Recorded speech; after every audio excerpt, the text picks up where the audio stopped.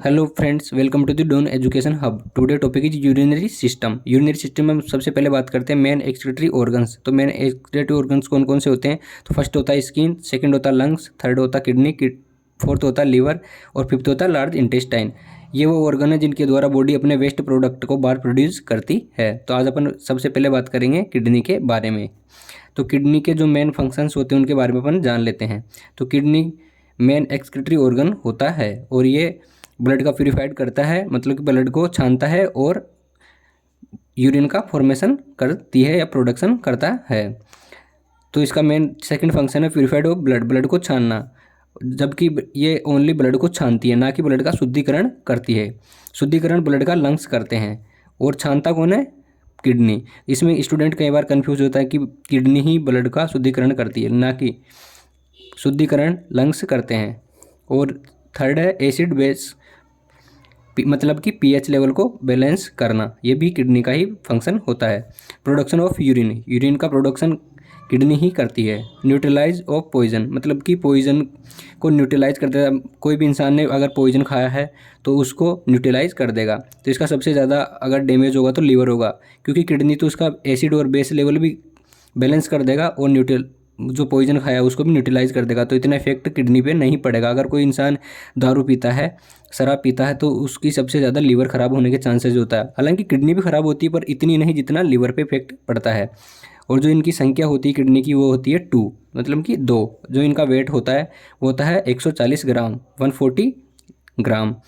और इनकी जो शेप होती है वो होती है शेप जो बीन पर, मतलब कि बीज टाइप की, जो सेब के बीज होते हैं उसके टाइप की। जो लेफ्ट किडनी होती है वो थोड़ी नीचे दबी हुई होती है, लेयर पेरिटोनियम। जैसे ब्रेन की जो लेयर होती है मेनिंजाइटिस होती है, वैसे ही इसकी जो लेयर होती है उसे बोलते हैं पेरिटोनियम। और जो आउटर पार्ट होता है उसे कोर्टेक्स बोला जाता है, इनर पार्ट होता है उसे मेडुला बोला जाता है। जो एंट्री गेट होते हैं इसके, जहाँ से अपन ये वेन और रेनल आर्टरी जाती है, जहाँ पे वो घुसती है, उस पार्ट को अपन बोलते हैं रेनल हाइलम। वहाँ अमोनिया सबसे ज़्यादा मात्रा में होता है। ये अमोनिया को फिर यूरिया में चेंज करने का काम किडनी का होता है। और जो किडनी की यूनिट बोली जाती है वो नेफ्रॉन को बोले जाता है। जैसे ब्रेन की जो यूनिट होती है वो होती है, ब्रेन की जो यूनिट होती है उसे अपन बोलते हैं न्यूरॉन। उसी तरह किडनी की यूनिट को नेफ्रॉन बोला जाता है। और ये काउंटिंग में 8 लाख होते हैं। जैसे कोई दीवार बनाए तो उसमें सीमेंट पत्थर वगैरह सब लगते हैं, लेकिन जो मेन यूनिट होती है वो होती है ईंट। उसी तरह इनकी जो यूनिट होती है वो होती है नेफ्रॉन। अब अपन देखते हैं यूरिनरी सिस्टम का स्ट्रक्चर। तो यह होती है दोनों किडनियाँ, और ये होती है रेनल वो वेना केवा, और ये होती है रेनल आर्टरी। इसके द्वारा ब्लड वापस जाता है और इसमें से ब्लड सप्लाई होती है।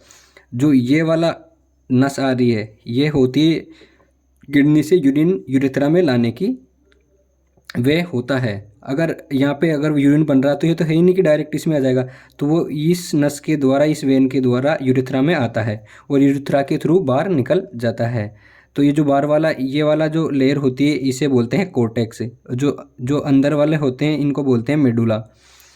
और जो ये है, ये पार्ट होता है, इसको बोलते हैं रेनल हाइलम, जिसमें सबसे ज़्यादा पाया जाता है अमोनिया। अमोनिया का सबसे ज़्यादा सेक्रेशन इस जगह पे होता है। और इस वेन के थ्रू जो ब्लाडर होता है इसमें यूरिन आता है और यूरेथ्रा के थ्रू बाहर निकाल दिया जाता है। तो यह है किडनी का स्ट्रक्चर, पूरे यूरिनरी सिस्टम का स्ट्रक्चर है। अब नेक्स्ट पढ़ते हैं some medical terms for related to urine. मतलब कि जो यूरिनरी सिस्टम है उसके जो कुछ सम मेडिकल टर्म्स हैं उन्हें क्या बोला जाता है उनके बारे में जान लेते हैं। तो फर्स्ट आता है प्रोटीन यूरिया। जब यूरिन में प्रोटीन की मात्रा आने लग जाती है या बढ़ जाती है तो उसे बोलते हैं प्रोटीन यूरिया। फिर सेकंड है ओलिगो यूरिया, मतलब कि लो यूरिन आउटपुट। जब यूरिन का फॉर्मेशन कम हो जाता है, डिक्रीज हो जाता है, उसे ओलिगो यूरिया बोला जाता है। थर्ड बोलते हैं पोली यूरिया, एक्सेसिव यूरिनेशन, मतलब कि ज़्यादा मात्रा में बार बार ही टॉयलेट आना, बार बार ही यूरिन का फॉर्मेशन होना, मतलब कि पोली यूरिया कहलाता है।